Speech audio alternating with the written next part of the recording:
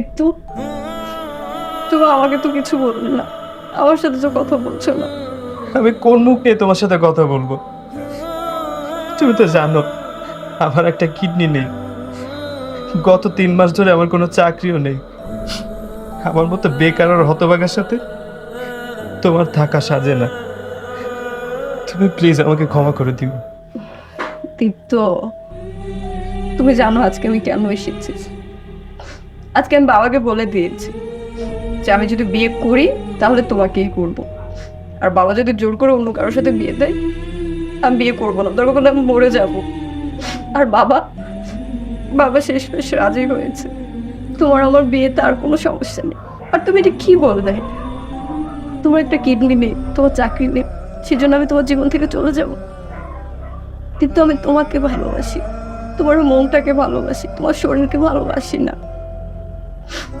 তুমি একটা অসহায় মানুষকে তোমার নিজের কিডনি দিয়ে তাকে একটা নতুন জীবন দিয়েছো।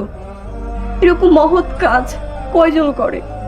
আর এরকম মহৎ মানুষ কয়জন তার জীবন সঙ্গী হিসেবে পায় বলো? আমি অনেক ভাগ্যবতী যে তোমার মতো একজন মানুষ আমাকে এত ভালোবাসে। আখি, আমি সত্যিই বুঝতে পারিনি আমি যাকে ভালোবাসি তার মন এত বড়। আমি তোমাকে অসম্ভব রকমের ভালোবাসি। বিয়ে করবে আমাকে? ও কি বলবে রে? বিয়ে তো আমরা তোদের করাবো। এই নে, তোদের দুজনের হাত এক করে দিলাম। অনেক তো পালিয়ে পালিয়ে প্রেম করেছিস।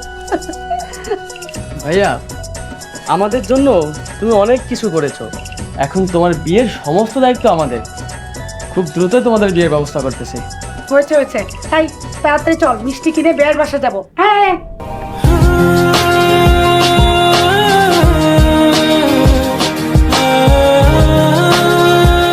তুমি আমার অপূর্ণ জীবনকে পূর্ণ করে দিয়েছো।